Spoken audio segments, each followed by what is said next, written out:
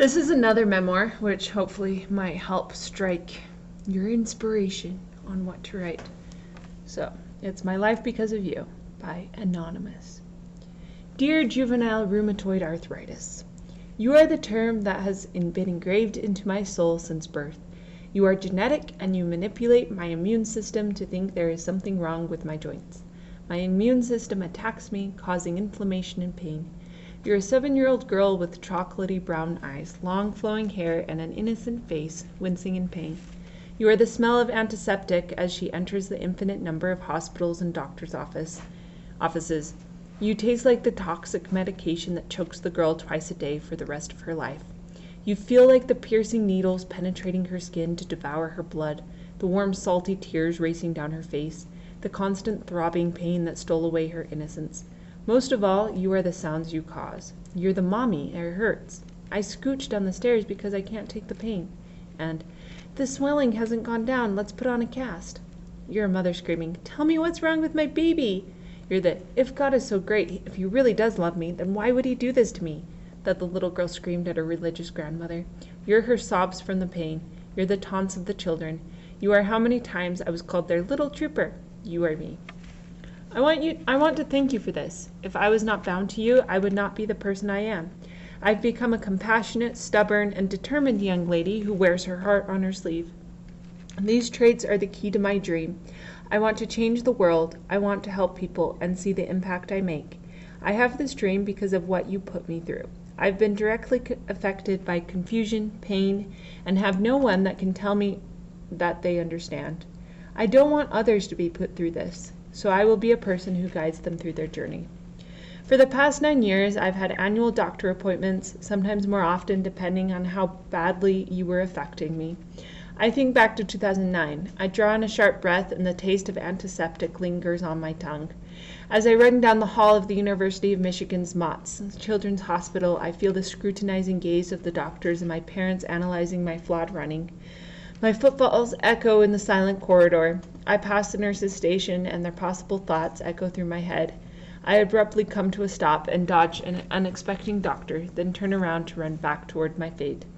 I have performed this run 1,000 times. It is a display of the dreaded truth that I try to hide behind a prideful march of improvement, and then back again like a forever swinging pendulum. Yes, I am grateful to you, but I would never wish you upon someone else. You are genetic. You could have neglected me and sprung upon one of my sisters, Kristen or Emily. I could walk into a room to see warm tears leaking from Kristen's face. Maybe it would be little Emily, and I would console her when she didn't understand her schoolwork because she missed another day. I would wrap my arms around them to protect them from the evil of the world. I would gladly balance this burden upon my shoulders for them. You've taught me the importance of family. When you took a hold of my life, everyone was scared, especially me.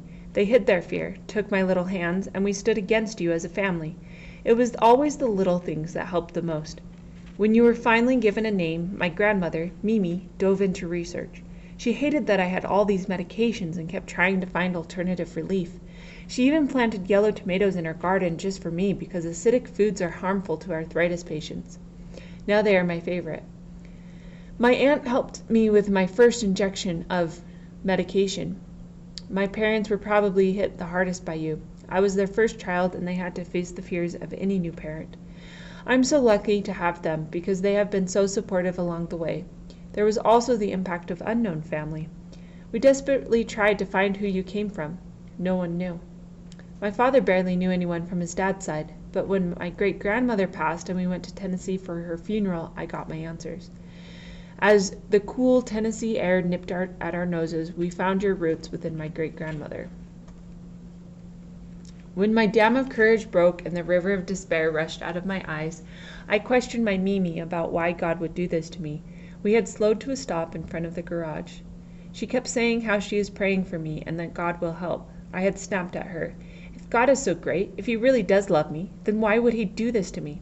She looked down and grabbed my hand. Because he knows you are strong enough. At the time, I was just a little girl who had grown up too fast. Now I am a strong young lady who is still a little scared of the future. But I know I am strong enough. These words have guided me through my life. 8 years later, I framed these words and they became real. I gave them to Mimi as a Christmas present. As she opened it, her eyes squinted in confusion. I could tell she didn't know that these were her words, the words that gave me light. As I explained and thanked her for all that she had done for me, everyone began to cry.